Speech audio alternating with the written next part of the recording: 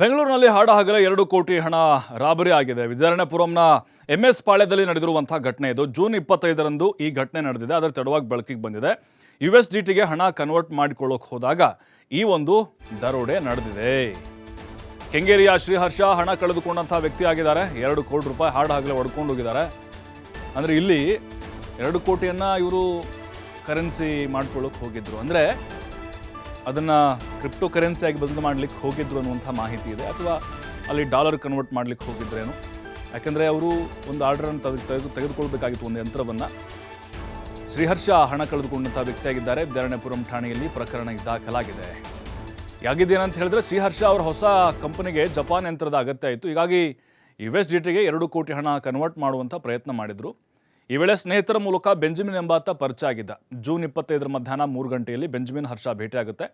MS ಪಾಳ್ಯದ AK ಎಂಟರ್ಪ್ರೈಸಸ್ನಲ್ಲಿ ಇಬ್ಬರು ಭೇಟಿಯಾಗ್ತಾರೆ. ಬಳಿಕ Benjamin ಮತ್ತು ಇಬ್ಬರು ಸ್ನೇಹಿತರು 2 ಕೋಟಿ ಹಣವನ್ನು ಎಣಿಸೋಕೆ ಶುರು ಮಾಡ್ತಾರೆ. ಈ ವೇಳೆ 6 ರಿಂದ 7 ದುಷ್ಕರ್ಮಿಗಳು ಶಾಪ್ಗೆ ಎಂಟ್ರಿ ಕೊಡ್ತಾರೆ. ದುಷ್ಕರ್ಮಿಗಳು ಚಾಕುವಿನಿಂದ ಶ್ರೀಹರ್ಷ ಮೇಲೆ ಹಲ್ಲೆ ಮಾಡ್ತಾರೆ. ಕುತ್ತಿಗೆ ಹತ್ರ ಚಾಕು ಇಟ್ಟು ಹಣವನ್ನು ಚೀಲಕ್ಕೆ ತುಂಬಿಕೊಂಡು ಅಲ್ಲಿಂದ ಎಸ್ಕೇಪ್ ಆಗ್ತಾರೆ.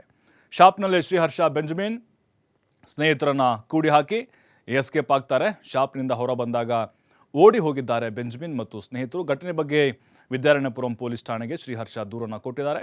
ಬೆಂಜಮಿನ್ ಮತ್ತು ಸ್ನೇಹಿತರನ್ನು ವಶಕ್ಕೆ ಪಡೆದು ಈಗ ವಿಚಾರಣೆ ನಡೆಸ್ತಾ ಇದ್ದಾರೆ.